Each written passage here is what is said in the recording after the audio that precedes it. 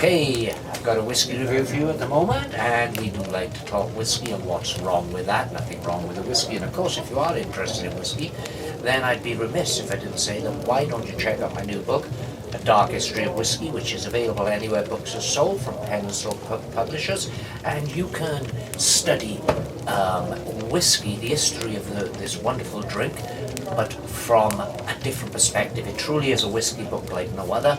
Whiskey noir, if you like. So that's The Dark History of Whiskey. That's my book. That's the obligatory plug that we got to get in this video. Today we're talking about Johnnie Walker's Black Label, and also I'll ramble on about a few other things, which I always do here. Let me just open up my computer here, because we had the Black Label from the Johnnie Walker website here, so give me a moment. Now, Johnnie Walker Black Ruby. Johnnie Walker Black Ruby is the sweetest expression of a black label to date. A fruit-forward, refined twist crafted by Johnnie Walker master blender Emma Walker. Sweet raspberry and blackberry notes make this whiskey an unforgettable experience, perfect for cocktails. I've seen this advertised a lot lately on the television. Now, initially I was a bit perturbed by this because I don't like flavoured whiskies, and I once mistakenly bought one of the Jim Beams, I can't remember what it's called now, but it was cherry flavour. I don't like flavoured whiskies. I've tried the Jack Daniel's Honey. I can't do it. I don't like flavoured whiskies. Call me strange if you like, but I like my whiskey to taste like whiskey. But this isn't flavoured as such. Although it's been aged in red wine casks and a variety of different casks, and the whiskey selected in this tend to lean forward on the fruity flavors. So, you know, I thought, well, I'd give it a try. Now, this retails for around £40, between 35 and £40. But I found this on special offer in Morrison's today, and I only paid £26 for this bottle. The bottle differs from the standard Johnnie Walker Black bottle. It's thinner glass, which Johnnie Walker claim is more environmentally friendly. But otherwise it looks pretty much the same. There's a bit of information on the side of the bottle here. It tells that this is a smooth blended Scotch whisky loaded with vibrant notes of fruit, bold layers, figs, plums, maraschino cherries, a hint of spice and delicate smoke. And it comes from the master blender, Johnnie Walker now, who's Dr. Emma Walker. On the opposite side, it tells us this is specially selected whiskies for a sweeter, fruitier flavour, profile matured in a variety of casks, including PX and Oloroso, seasoned red wine casks, and bourbon casks, and deep, rich front notes. It also tells us here that this is ideal for cocktails, but we are going to try it straight, as we always do in my whiskey review. So I'm going to crack this open. One more thing about the bottle, just a quick vape here. It is a rather attractive looking bottle. It's another version of the Johnnie Walker Black Label, as is Johnnie Walker Double Black. I really enjoyed the Double Black recently when I bought a bottle of that. Very much like standard Black Label, but a lot smoother. I was a big fan of Johnnie Walker Black. If I hold this up to the light, it's a lot clearer, and looking at the spirit inside through the glass, it is a ruby red colour. So top marks on that. Standard screw cap. This is a Coast 70 CL bottle. It comes in at 40% ABV, just the same as Johnnie Walker Black or Red. So let's pour ourselves a glass in this Blancania.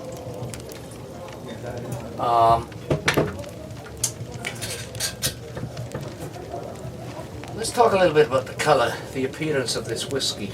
It's clear, but it is a kind of clarity, perhaps ruby. There's a redness to it, almost an oakiness, very clear. Held up to a strong light source, it's almost golden. Looks rather nice to the nose. This is not a standard Johnnie Walker aroma that I expect from Johnnie Walker. As I say, I drink a lot of the Johnnie Walker Black. I do like Johnnie Walker Black. And with Johnnie Walker Black, the aroma, you get that smoke. I'm not getting smoke here. It's kind of a clean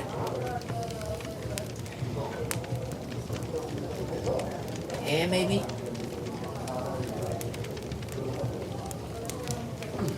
Interesting. We digress onto a book a moment. I bought a new book today, a new novel, Peter James's new book. That is The York is Dead. I do like Peter James. I haven't read this yet. It's brand new. Bought it today, so I will read this over the next few days. I'm currently finishing a Val McDermid novel, but this will be my next read, so there will be a review on this channel soon about this. I do like Peter James, and I've read a fair few of the DCI Roy Grace novels. This one, the only part of this I've read was there was an extract in the Daily Mail last weekend or the weekend before. This takes Grace out of his native Brighton and into Buckingham Palace, and apparently Queen Camilla features in you. Queen Camilla and Peter James, that's Her Majesty Queen Camilla, Prince Charlie, him with the huge ears, his wife. Big friends, and I know Peter James's family has a connection to the royal family in a sense. Many years ago, when Peter James was a horror writer, he wrote a wonderful novel called Twilight, and I interviewed him for a magazine called Samhain. And he gave me a tie, a rather lovely tie, with the name of the novel Twilight on the tie, and this tie was made by his family. I'd have to, now I'm going to try to hope that I'm correct here, I'd have to look this up, but I think it was Cornelia James, and they were glove makers to Her Majesty the Queen. Anyway, Peter James gave me that tie many years ago, and I've still got it in my wardrobe. I'll pull that out one day and show you, but I'm looking forward to reading this. I'm not a royalist in the sense that Peter James is a royalist, so the fact that this story involves Camilla doesn't mean anything to me, but the fact that this takes Grace out of his comfort zone and into the royal circles kind of intrigued me. So I'm going to read that. I just hope that Roy Grace doesn't get drunk in this novel, doesn't drink too much maybe of this Johnnie Walker Black Ruby and falls asleep while Prince Andrew's stalking. That could be embarrassing. Anyway, let's get back to the whiskey. You know, on the nose, as I say, I'm not getting the smoke, which is a trademark of Johnnie Walker. It's a clean aroma, perhaps fruity, maybe a bit of honey. Let's take it to the palate.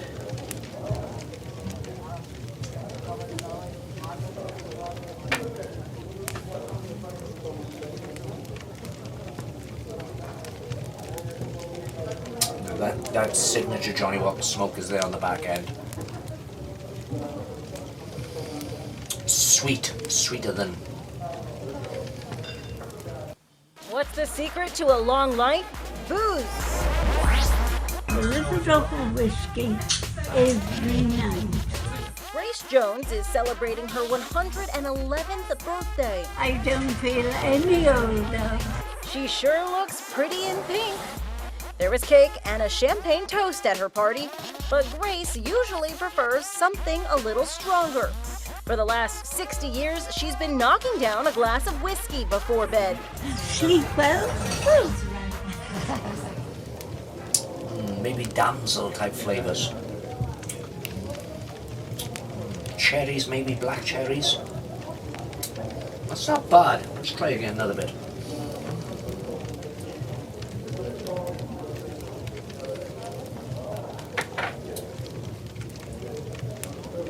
That's not bad at all. That's a pretty decent, not overly complex whiskey. It's sweeter than the standard Johnnie Walker. The smoke is there, though the smoke is subdued a bit. The smoke is not punching. With Johnnie Walker Black, the smoke tends to be the chief component. It's not in this, but the smoke is there, and that's a good thing from my point of view because I do like the smoke. Let me add a little bit of water, because when I'm doing an initial tasting review of any whiskey, I do like to take it completely neat. My normal way of drinking whiskey when I'm relaxing of an evening is over the rocks. Whether I'm drinking a single malt, whether I'm drinking a blend, whether I'm drinking a bourbon, I like whiskey over the rocks. Just a single chunk of ice in my glass, And I know there are whiskey purists out there who would cock their nose up at that and say, you're spoiling the drink, my boy, but I think that's a load of bullshit.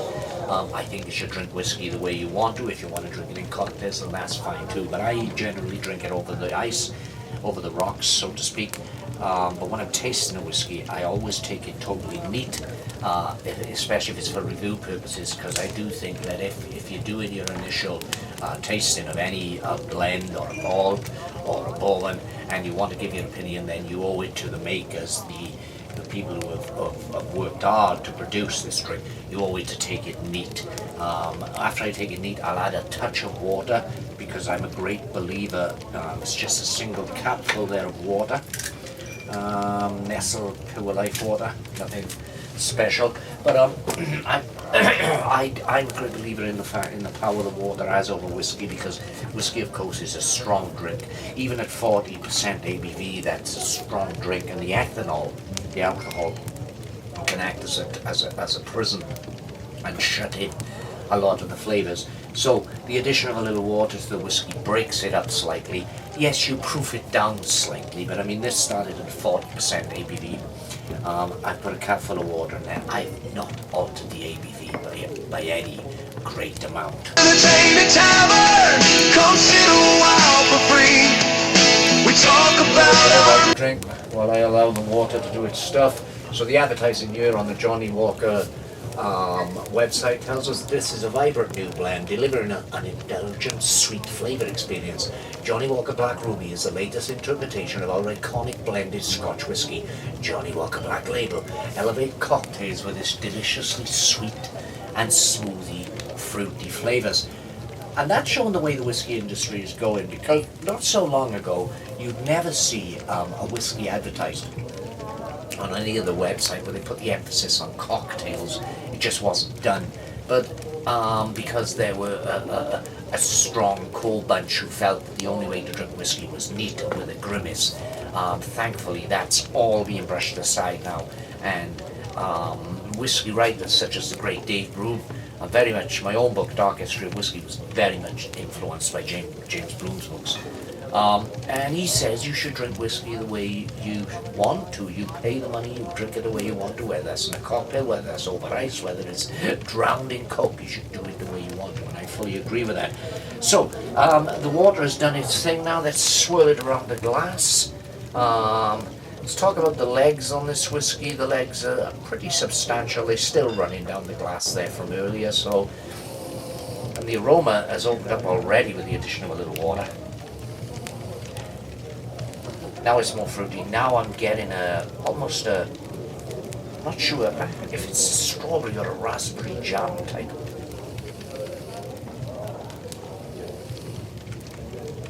It's strawberry jam and blackcurrant. Let's take it to the palate.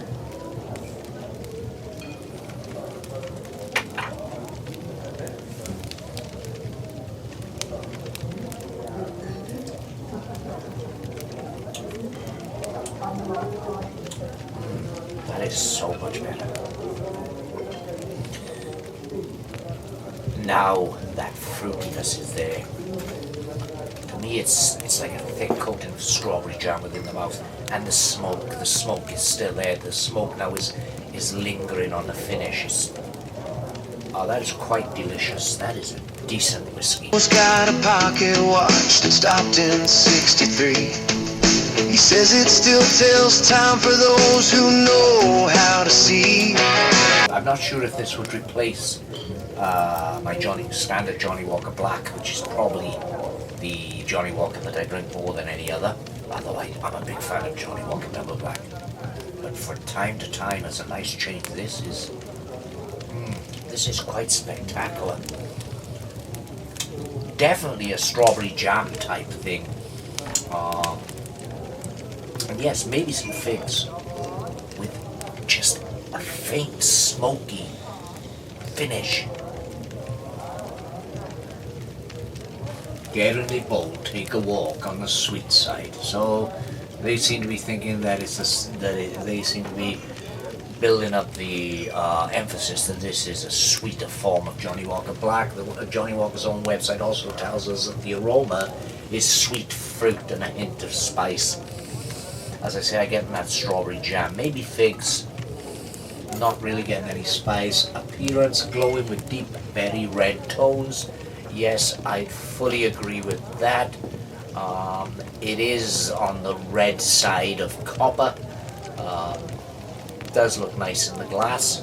Palate, bold tones of berries and deep uneat sweetness wrap around rich notes of figs, plums, and maraschino cherries. Not getting exactly that, though I am getting the jammy, sweety. To the Tainted Tavern, come sit a while for free. We talk about our musings and devices we've been using. Coming to the Tainted Tavern. This is probably what I most agree with what Johnnie Walker say themselves. They say the finish is a smooth sweetness from wine and bourbon cask with a lingering, delicate smokiness. That I would agree on. The smokiness is there. I like smoky, so I'm happy with this. But it's not overpowering. It's lingering. It's drifting in and out of the other flavors. So that's Johnnie Walker Black Ruby. I don't think it'll replace standard Johnnie Walker. Then they probably not intending that. But as the first real creation from Master Blender Dr. Ellen Walker, this is pretty much something to be proud of. Highly recommended. Johnnie Walker's Black Ruby. Cheers, Solange. Yakida.